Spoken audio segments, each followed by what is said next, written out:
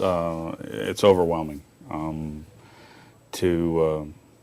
To be part of a department that has so many good teachers, to be part of a university that has so many good teachers. I've learned so much from so many of them. This seems a little unreal in some ways. It seems it's a little intimidating, a little embarrassing perhaps, but it's certainly wonderful.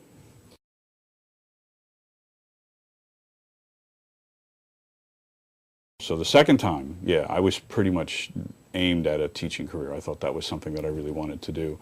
Whether it was going to be history or science was the question for me. I'm really interested in the natural sciences and had a couple of really great natural science teachers in astronomy and geology. So there was a chance that I was going to go the other way, but this seemed to be more advantageous for the way I look at the world.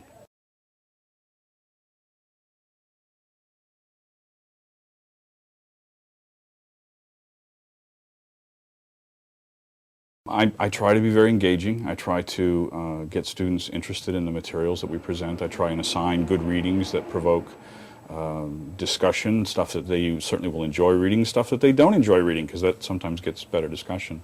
I try to get them to be as interactive. It's sometimes hard in large classrooms, but I'm very fortunate in that a lot of students come to my class completely enamored of my subject. They really want to dive in. They really want to explore it.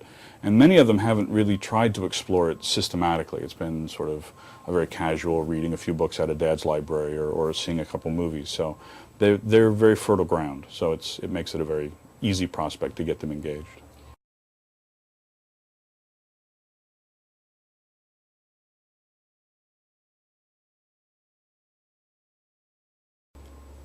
Teaching is an odd sort of discipline, I think. We plant lots of seeds, hoping that they will blossom, and sometimes we see that, and sometimes we don't.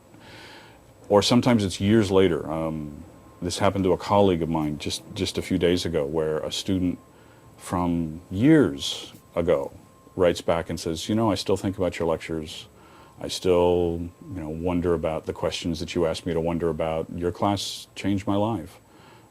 I got an email 2 days ago from a young man who was in my class a few years ago who's now in Iraq and teaching military history to young men who will go off to become members of our military. It's a sobering thing.